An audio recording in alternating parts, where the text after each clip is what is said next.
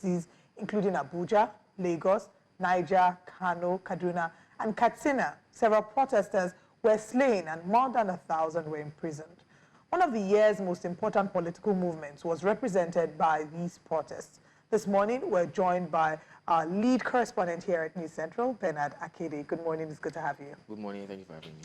So I think, first of all, we want to say thank you for the work that you and all our reporters have done here on News Central. It's been a fantastic year for you, an incredibly difficult year as well, because we've seen clips of you being harassed, a number of you being harassed by thugs. You were harassed by thugs, and I'm sure that we'll speak about that at some point. But what would you say the End Bad Governance protest, what would you say it meant for Nigerians, for young Nigerians, and the fight against, inflation and the fight against bad governance in Nigeria? I think, and thank you again for having me. But I think it was a chance for Nigerians, particularly young Nigerians, like you said, to speak up about the issues that the country was having, or that the people were facing in the country. Of course, we're as usual, as we've seen several times, Nigerians again in that period were split along tribal lines, because there were those who were saying, oh, it's this tribe that's causing this problem, it's not this tribe. But look, the issues that everybody was facing was faced by everybody. It was not one tribe alone, it was not one religious group. But then that was the chance and that was the time when a lot of young Nigerians came out. Even though the numbers, like in Lagos, that they were expecting was not the numbers that they saw, but it was a statement that was made. Why? We mean why the numbers? Yes. For several reasons. To start with, and certain legal practitioners did state that the first step was confining the protesters to a particular space, right? Meant that it could only take a limited number of people. Case in point, Lagos has an estimated 20 million people, and then the court put out a statement or an injunction, however you want to call it, that they could only use that particular park, which means if the park can only take 100 people, only 100 people can come in there to protest. There was that. There was also the fact that certain people were supporters of certain persons. So rather than come out to protest or let their voices be heard, they saw it as a way to fight for their own person and saying, oh, we will not join this protest because it is against our own candidate or our own person. As regards coming, there's no place in the world where protest is not supposed to be allowed. Peaceful protest, so to speak. But what we saw, sadly, was a clamp down on protesters who were peaceful, a clamp down on people trying to air their grievances. I think a clamp down on the rights generally on Nigerian and particularly the Nigerian youth. Yeah. Let's also highlight a little bit, more on that. The government's response to protest over time, it hasn't changed. It's probably, only become worse. Since the October 2020 incident, in fact, since the NSAS protest, we've also seen the government modify its tactics and its approach towards protesting. I don't think there's any other part in the world where the government will tell you, a particular location where you can go and protest, except in Nigeria. So talk about that. How has that also changed, and how has that also affected the will and the interest of young Nigerians to protest? Yeah, first of all, affecting the will of young Nigerians to protest. Now, what that End Bad Governance protest, particularly in Lagos now, did was it made a lot of people demotivated, right? Particularly young Nigerians when it comes to coming out to fight for their right to protest. Because in the end, look at it sadly, what you will hear now is what came out of it, young Nigerians tried to have their voices heard, but for certain reasons, all that ended. Look at, in certain places, on the first day of the protest, some people, first of all, saying that they can only go to Ojota, the park there, to protest.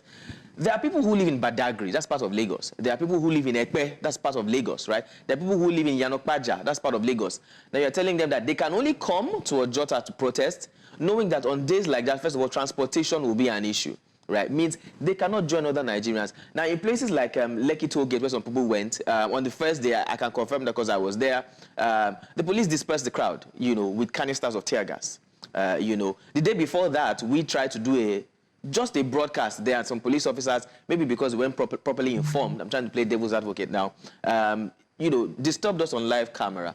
So these little things like this, and then like you clearly stated, Olive, those who were arrested, those who were apprehended, some people even lost their lives. These are things that have, to answer your question now, have made a lot of young Nigerians decide, or think about it and say, is it even worth it? Are these acts worth our lives? Are they worth our health? Are they worth the challenges we're beginning to see? Especially when people now commit crimes, offenses, people harm and hurt protesters, and then nothing is done in return. And I think that's where it all begins. Even in elections, which is another conversation you probably would have, how many times have you seen election offenders or people who have perpetrated electoral crimes being arrested, arraigned, charged to court, and probably jailed? And the same thing with people who have disrupted peaceful protests. How many of them have we seen, right from the election period, right from the NSAS protest to this particular one, where we saw some faces live on camera, we saw some caught on social media, but how many of them have been arrested? Until certain persons, begin to be brought to book and justice actually takes its course, until that begins to happen, before we will now start seeing young people being bold enough to say, if I go out to protest, if anything happens to me, I can rest assured that, that justice will take its course. Okay. But where that doesn't happen, people just continue to get demotivated and begin to ask themselves, is it worth it in the end? We'll come to talk about the lives that were lost, but I want to go back to something you had said when you went to report at the Lekki toll gate on the first day or the day before, and you played the devil's advocate and said that maybe because they were not properly informed. You've reported in different parts of the country and the world. Is it typically the norm that you have to take permission from the police before you do a report as a media person? Certainly not.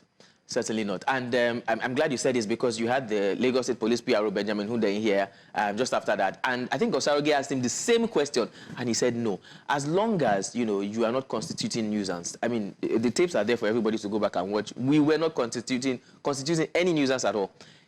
There's freedom of expression, there's freedom of speech, and there's freedom of the press, right? Anywhere in Lagos. As a matter of fact, it is the press that keep getting harmed. We've gone to places to report and to shoot for the good of the people. And the towns in that area, the people, I'll give you an example. It was during the flood time when I think cholera was kind of spreading, and went to a place where there was a canal, trying to record and shoot what was happening in the canal. And the thugs there were the ones chasing us away, saying if we're not paying to shoot there, we can't do reports there. There's nobody to protect us, right? So it is not, I've never seen it anywhere where we have to take permission, except if you're going into a private property. Of course, you have to do that. But we were on the road. Basically, all we were doing was saying that there's relative peace and calm here the day before the protest. And just in the middle of that, the police officer came, stopped our recording, pushed the camera away, pulled our camera operator away. It was disturbing. It was traumatizing at some point because we're confused. What exactly is going on? Okay, we'll still talk about this. We have Dr. Nnameka Obioriri on the line who will be joining us, and I would like him to speak to what the value of the Nigerian life is. But I want you to shed some more light on the lives that were maybe lost, the violence that erupted at the End Bad Governance protest, and again, maybe after that, answer the question what you think the value of the Nigerian life is, and we'll bring in Dr. Nnameka Obioriri to speak to that as well. Sadly, that's a question that, it's become a rhetorical question, unfortunately. It's become a statement more than a question, where we're talking and we just say, so what then is the value of the Nigerian life? And there's no answer to that. Because we've seen lives being lost for no reason, unfortunately. We've seen people get arrested for crimes they did not commit. Some of them eventually end up dying in prison. We've seen people come out to protest peacefully, and they get hit by stray bullets, or they get beaten up by thugs, and then nothing is done about it. Again, until justice actually takes its course, we can't begin to answer those questions. I mean, what's the compensation that people get? Till today, we still have families who say that they have loved ones who went missing during the NSAS protest. Some say that, the panel of restitution, I think it was called, didn't do justice to them. They didn't get full compensation. Some didn't get at all. Some, it was stated that they were unable to prove that their loved ones actually were harmed during that particular period, so they didn't get anything. And even for those who got compensation, how do you compare the compensations they got to the value of what they lost? Yeah. So it all falls down to the table, or rather, it lays down on the table of our justice system. Yeah. Okay. Well, I mean, what is, pretty obvious is that we haven't moved, positive steps ahead with regards respecting the Nigerian rights to protest, the right of the average Nigerian to protest. The Nigerian state, the Nigerian police force, still has not been able to appreciate, that right even more, and, hasn't changed since the End Bad Governance and SARS protests, either. We have Nnameka Obioriri, who's joining us, who would also be a part of this conversation. Good morning, Mr. Obioriri. Good morning. I'm sorry again, no leave. Thanks for having me. Good morning. So initially I had said that I'd like you to also speak to that, what the value of the Nigerian life is, if you may begin on that premise. To be honest, you ask the value of Nigerian life. This morning I woke up and I said a short prayer. And the prayer I said, God, teach me to love myself so that I'll be able to love my neighbor. Because the greatest of the commandments is love the Lord. Truly love yourself. You will be able to know how to love your neighbors. The average Nigerian does not love himself. And that is the truth. We keep on recycling the same mistakes every 4 years. And we'll keep on lamenting. I listened attentively to your correspondent, and it breaks my heart because we are our own worst enemies. I always made it clear that we are all collectively guilty. We are all collectively in this. Whatever you see in terms of bad leadership, in terms of policing efficiencies and criminality, is a reflection of the true value and character of a vast majority of us. I make reference to, there was something Pastor Benard Akede said one day. He said, if there are 5 people in the room, 4 of them are honest and sincere and selfless, and 1 is an armed robber. And 5 of them all have AK-47. If the bad boy decides not to change, he will be liquidated or swept out of town. But if in the room there are 5 people, 4 are criminals, hardened criminals, 1 is a righteous man, and they all have AK-47. The only good man will have to pray that the others change, or he will lift hand for them. That is the situation of Nigeria. I say it with every sense of responsibility. The only way we can end bad governance in Nigeria is when we look inward. First of all, address ourselves and address our immediate constituencies. I give you an example. Nigeria is divided into 176,824 electoral polling booths, 8,809 electoral wards, 776 local government area, and 109 senatorial areas. And we know we have 36 states. And elections are always conducted every 4 years.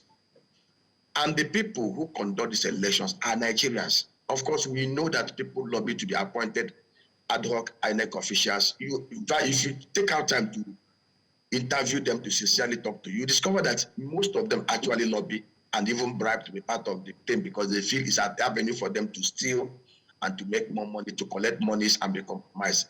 The most painful aspect, even the police themselves, if you look at the welfare of the police, they are one of the worst in Nigeria. I sit down and ask myself, if I am a policeman, the first question I'll ask myself, do I want to be an officer who represents the law or a criminal in uniform?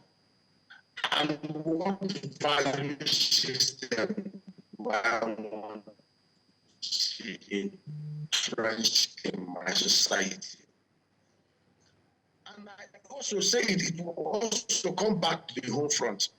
If my brother, you sit him down and let him understand, he goes there and conduct free and fair election, refuse anything to doctor, or he goes there and collect $100 or $500 bill, and he ruin the life of the rest of 220 million Nigerians across the board. We need to sit down and ask ourselves questions, and we need to have very serious discussions. As an individual, you stand in the mirror and ask yourself questions. Even at religious centers, which is actually supposed to be the centers where some of these interrogations you have, we even have religious leaders across the whole sides of the divide, but also entrenched. I call them religious parties. So the life of the average Nigerian is what you put in as your worth of your life. And there are still very few of us out there who still value our lives and value the lives of us. If a time comes when the majority of us values our life, love ourselves, and love our this country. All right, we seem to be struggling a little bit with the connection there with Nnameka Obiari. We will, of course, reconnect with him. Let's come back to Benard and, speak once again about the NBAT governance protest, and moving forward. It's not likely that it is the end of protesting in Nigeria. How do you see, us going forward? Do you expect that there will be changes in the approach towards protesting? Of course, from the Nigerian government side, and of course from the Nigerian citizen, himself. I think from Nigerian citizens, yes, there will be changes. First of all, it will be difficult for Nigerians to come out to protest in certain parts of the country.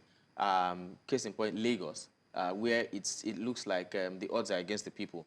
Of course, because of the fact that Lagos is controlled by the ruling party, and I feel a certain way saying that, but because the odds are generally against the people. And then again, because like we saw, there was the court, playing its own role, there's the police playing its own role, and then there are the supporters of the government also playing their own role. I mean, we saw protesters and we saw anti-protesters, counter-protesters, so to speak. So it's going to be very challenging in places like Lagos and certain other states. However, I still do see protests happening if things don't get better in Lagos. In other parts of the country where it got pretty more violent than it was in Lagos, I fear for those places because it could even get worse if care is not taken. Particularly in some places in the north, it could get worse where people actually are feeling, where people feel the most of the brunt of the basic issues there. It's worse in the north than it is in some other places, the economic challenges. So yes, I do see that. And as for the government, well, yeah, I also see changes. There's this adage where they say when the bird learns to fly without perching, the hunter learns to shoot without missing. Yeah. So the part of the government, the security agencies would also, and it's happening already, begin to beef up their own strategies and learn other ways, better ways, if you want to put it that way, on how to, quell protests and how to control protests. However, sadly, what I think is, rather than it being that way, I think that there should be better understanding, particularly with our justice system, with our security operatives, and then with the people. Again, like you clearly stated, there's nowhere in the world where protests are not allowed to happen, right? It just has to be peaceful. We know that security operatives are supposed to protect lives and property of both the protesters and regular citizens. We can have protests where things are going on. We can have elections where nothing is being disrupted. We saw that in Ghana, right? Yeah. So it's yes, it's possible, but yes, we will see changes. In 30 seconds, do you think that the End Bad Governance protest would push a lot of young Nigerians to leave the country? We saw that with the End Bad Governance protest in 2020. Do you think that... So the End SARS protest, I beg your pardon, in 2020. Do you think that might be a reality as well, an offshoot of the 2024 End Bad Governance protest? Oh, yes. I mean, we're seeing it already. It's been happening. Even before then, the challenges in the country have made a lot of young Nigerians leave. With every protest, with every new challenge, with every new difficulty, we're going to have more people looking for their ways, or looking for several ways to leave the country, regardless of how tight immigration rules and laws become in other places. The fact that things are tough in the country is making people leave, and that's quite sad. So any further protest is just going to be an extra push, sadly, for young people to want to leave. Yeah. All right. Benard Akede, thank you so much. And hopefully you won't have to risk your life a lot in 2025, you and the rest of our reporters. But thank you so much for constantly sticking out your neck for us to get premium stories here on Breakfast on News Central. Thank you for having me.